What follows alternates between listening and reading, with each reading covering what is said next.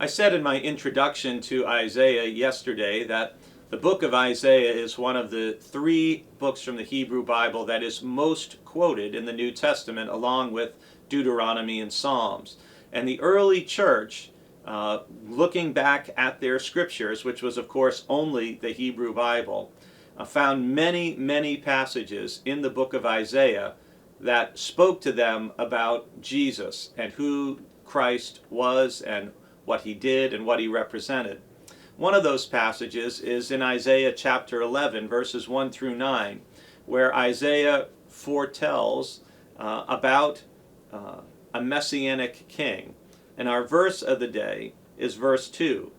The Spirit of the Lord shall rest on him, the Spirit of wisdom and understanding, the Spirit of counsel and might, the Spirit of knowledge and the fear of the Lord. And chapter 11 goes on to describe more qualities that, again, the early Christians looked at this and said, Isaiah was talking about Jesus.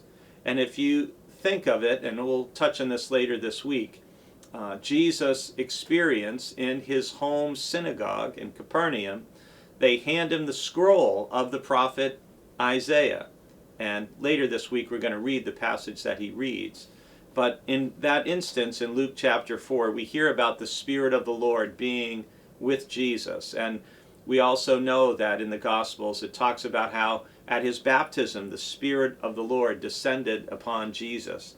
And the different qualities that we see in Christ. Wisdom. We know from Luke 2:52 that Jesus grew in wisdom and in stature. We see understanding. And Jesus had unique insight into people, into their needs, their hopes, their fears, and that's revealed in his encounters with people. The Spirit of counsel and might. Jesus had great power to heal, to deliver from unclean spirits.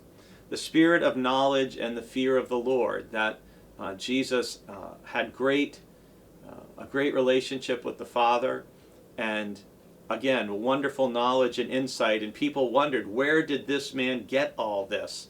Because he was so insightful.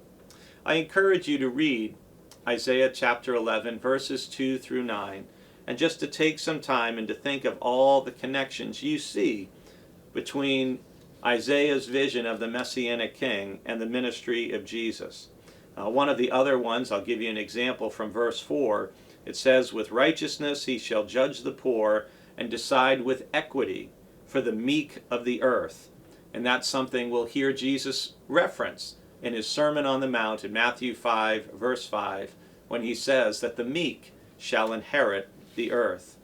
And the ultimate goal of the Messianic King is summed up in Isaiah 11, verse 9, that they will not hurt or destroy on all my holy mountain, for the earth will be full of the knowledge of the Lord as the waters cover the sea.